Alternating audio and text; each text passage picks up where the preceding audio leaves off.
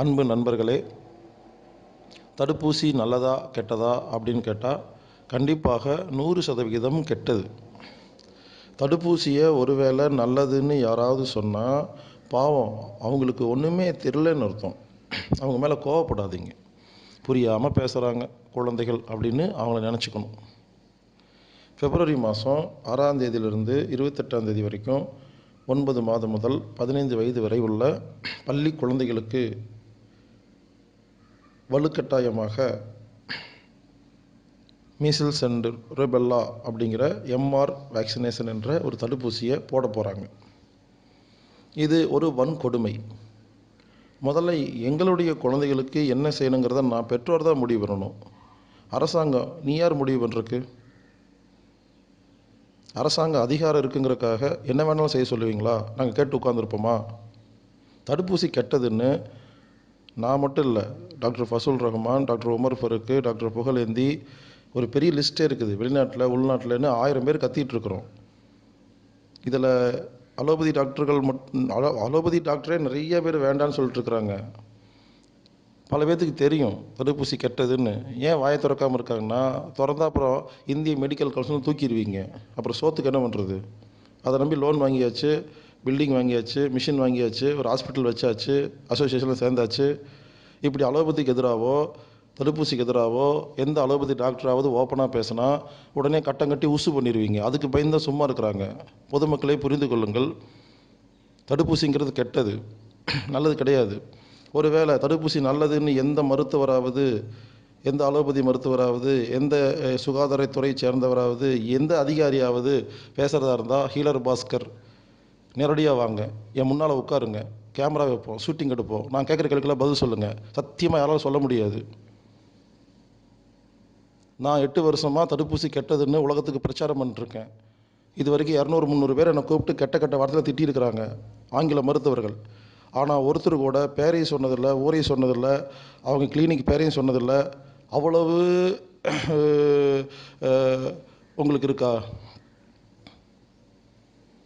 தில் இருந்தால், தைரியம் இருந்தால், நெஞ்சில் மஞ்சாசோர் இருந்தால், ஆம்பளையாக இருந்தால், பொம்பளையாக இருந்தால் நேரில் வாங்க, உட்காருவோம், ஒரு ஷூட்டிங் எடுப்போம், யூடியூப்பில் போடுவோம். நான் கேட்குற கேள்விக்கு பதில் சொல்லுங்கள். டெக்னிக்கலாக ஸ்ட்ராங்காக இல்லாமல் சும்மா அதிகாரத்தை மட்டும் வச்சுக்கிட்டு மருந்து மாத்திரை கம்பெனியோட ஜால்ரா போட்டுட்டு தடுப்பூசி நல்லது நல்லதுன்னு எவ்வளோ வருஷம் சொல்லுவீங்க? எங்கள் ஒவ்வொன்றுக்கும் போராட்டம் பண்ணிகிட்டே இருக்கணுமா உங்களுக்கு? இந்த மாதிரி ஊரில் 1000 பிரச்சனை இருக்குது. ஜல்லிக்கட்டுக்கு இப்போ தான் வந்தாங்க, திரும்பி வீட்டுக்கு போயிருக்கிறாங்க. மறுபடியும் தடுப்பூசிக்கு ஓடி வரணும், கொக்கோலாக்கு ஓடி வரணும், ஒவ்வொன்றுக்கும் ஓடி வந்துகிட்டே இருக்கணுமா? ஒரு தடவை சொன்னால் தெரியாது அவங்களுக்கெல்லாம்? எவ்வளோ தடவை சொல்கிறது? தடுப்பூசி கெட்டது, போடக்கூடாது, அதனால் கம்பல்சரி போடுறது. பள்ளிக்கூடம் நடத்தும் நிர்வாகமே, பிரின்சிபல்களே, டீச்சர்களே, நீங்கள் முதல்ல தைரியமாக தடுப்பூசி போட மாட்டேன்னு சொல்லுங்கள். என்ன போட மாட்டேன்னு சொன்னால் ஸ்கூல் நடத்த விட மாட்டாங்க. இது அராஜகம். நல்ல விஷயம்னா பொதுமக்கள் வந்து போடுவாங்க. நீங்களே நல்ல விஷயம் சொல்லிக்குவீங்க, நீங்களே கெட்ட விஷயத்தை போடுவீங்க. தடுப்பூசி கெட்டதுங்க. தடுப்பூசி போடுறதுனால எவ்வளோ பிரச்சனை இருக்குது தெரியுமா? குழந்தைகளுக்கு மூளைச்சாவு வரும், ஆட்டிசம் வரும், ஆஸ்மா வரும், வாந்தி பேதி வரும், எல்லா வியாதி வரும். தடுப்பூசி போடுறதுனால தான் எல்லா வியாதி வருது. போடாட்டியும் நல்லது. பொய் சொல்கிறாங்க, ஏமாத்துறாங்க, நம்பாதீங்க. தடுப்பூசி கெட்டதுன்னு எத்தனை பேர், எவ்வளோ பேர் சொல்லிட்டுருக்காங்க. இப்போ நாங்கள்லாம் முட்டாளா? தடுப்பூசி எந்த பொருளை தயாரிக்காங்க தெரியுமா? பாதரசம், இறந்த செல்களை மனமுற்றுக்கு சில பொருட்கள், அலுமினியம் பாஸ்பேட் சல்பேட்டு, திம்மர்சால், குரங்கு கிட்னியிலிருந்து வர சில செல்லு, நியோசான் அப்படின்னு லிஸ்ட்டு போடலாம். 500 பொருள் இருக்குது, மோசமான பொருள். இது இல்லையான்னு சொல்ல பார்க்கலாம். தடுப்பூசியில் இதுக்கு பேர் தடுப்பூசியா? இது நல்லதா?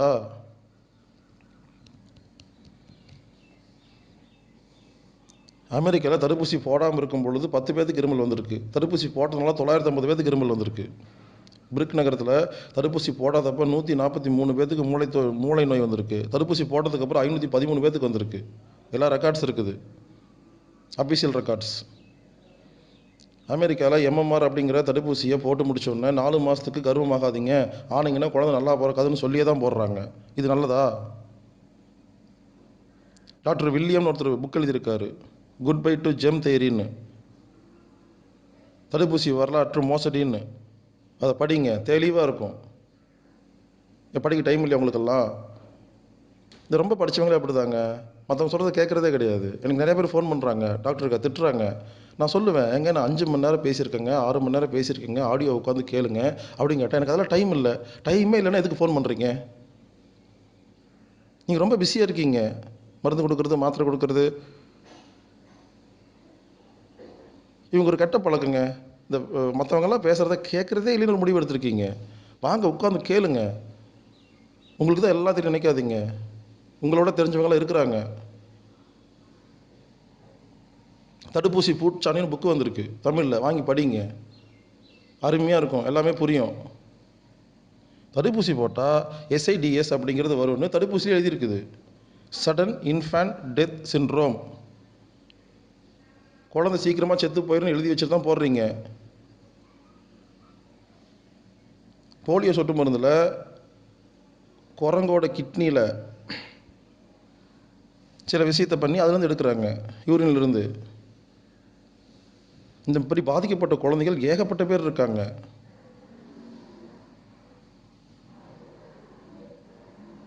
மேற்கும் காலத்தில் 9 குழந்தை செத்து போச்சு, ரீசெண்டாக 13 குழந்தை செத்து போச்சு, தருமபுரியில் 12 பேர், குஜராத்தில் 2 பேர். இதையெல்லாம் டிவி சொல்லாதே, உங்கள் பேப்பர் சொல்லாதே, டாக்டர் சொல்ல மாட்டாங்களே, செத்து போன பற்றி சொல்ல மாட்டாங்க, நல்லது நல்லதுன்னு பொய் சொல்லுவாங்க. நம்பாதீங்க மக்களே, நம்பாதீங்க. தடுப்பூசி கெட்டது.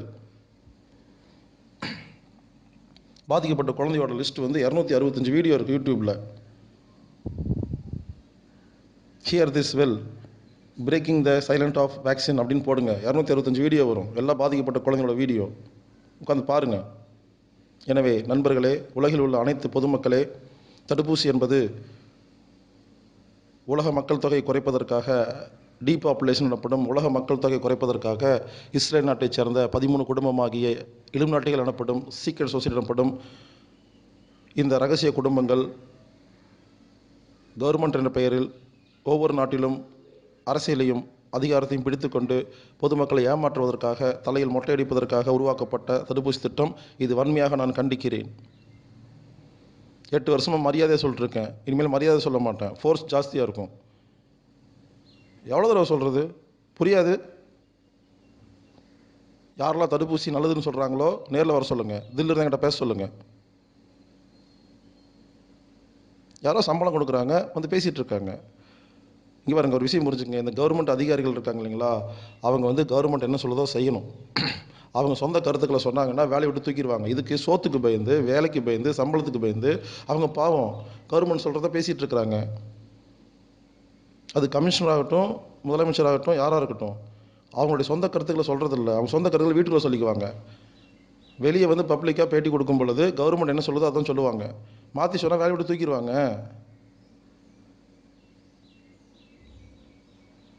அதிகாரிகளே, அரசியல்வாதிகளே, உண்மையை சொல்லுங்கள், வேலை போனால் பரவாயில்ல.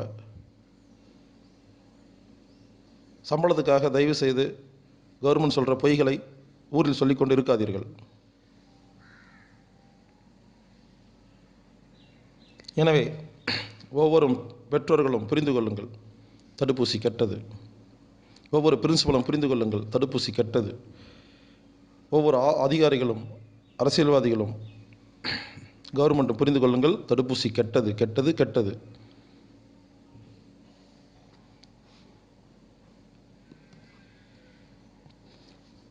உங்களுக்கு தடுப்பூசியை பற்றி நிறைய விஷயங்கள் வேணும்னா healerbaskar@gmail.com மெயில் அனுப்புங்க. ஹீலர், HEALER, ஹீலர், BASKAR ஒரு மெயில் அனுப்புங்க. தடுப்பூசி சம்பந்தப்பட்ட அனைத்து விளக்கமான உண்மைகளையும் அதுக்கான யூடியூப் லிங்க்களையும் தெளிவாக ரெக்கார்டிக்கலாக எல்லாமே கொடுக்கப்படும்.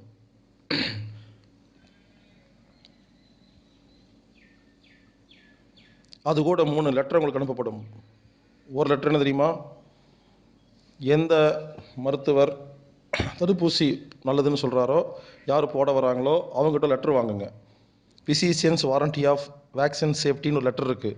இந்த லெட்டரில் யாருமே கையெழுத்து போட மாட்டாங்க. அந்த தடுப்பூசி ரொம்ப நல்லது, நான் வாரண்டி கொடுக்குறேன் அப்படின்னு கையெழுத்து போட்டால் அதுக்கப்புறம் ஊசி போட சொல்லுங்கள். அந்த லெட்டரில் யாருமே கையெழுத்து போட மாட்டாங்க. ஏன்னா தடுப்பூசி கெட்டதுன்னு அவங்களுக்கே தெரியும். அப்படி அந்த லெட்டரில் கையெழுத்து போட்டு ஊசி போட்டால் அவங்க மேலே கேஸ் போட்டு உள்ளதுக்கு மிதிச்சிடலாம். 2வது, கவர்மெண்ட் ஒரு லெட்டர் கொடுத்துருக்கு, அதை அவங்களுக்கு அனுப்பிச்சி வைக்கிறேன் அந்த மெயில் மூலிமா. அதில் நோ அப்படின்னு போட்டு கையெழுத்து போட்டு கொடுத்தா உங்களுக்கு கட்டாயப்படுத்தக்கூடாது. அதாவது தமிழகத்தில் தடுப்பூசி கட்டாயம் கிடையாது. விருப்பம் இருந்தால் மட்டும்தான் போடணும்.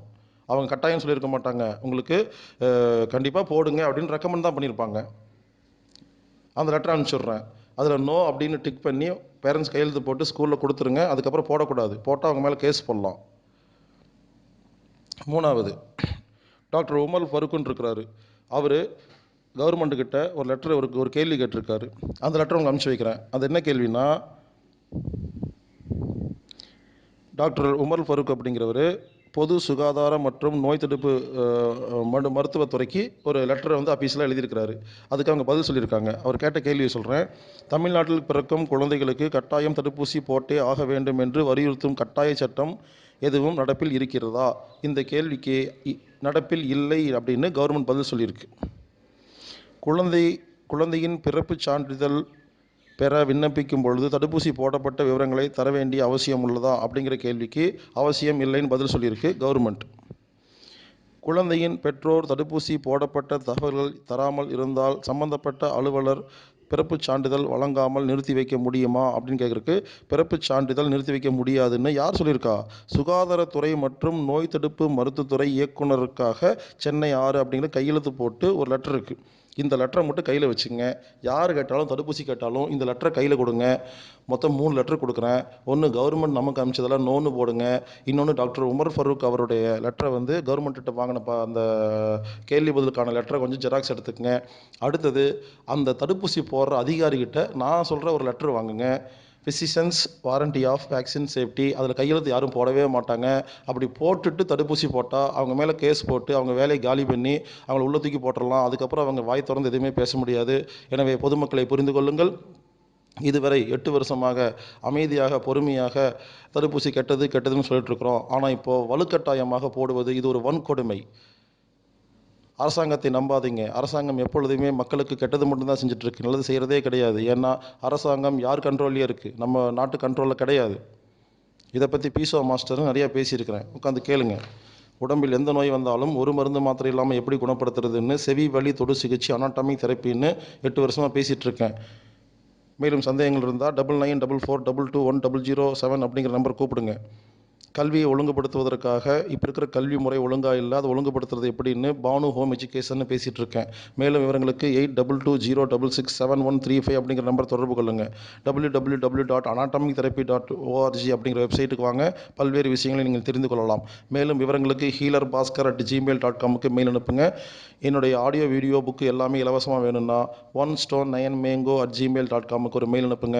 உங்களுக்கு என்னுடைய எல்லா ஆடியோ வீடியோவும் இலவசமாக உங்களுக்கு கூகுள் டிரைவில் அட்டாச் பண்ணி வரப்படும். onestone.ninemango@gmail.com. இப்படிக்கு ஹீலர் பாஸ்கர்.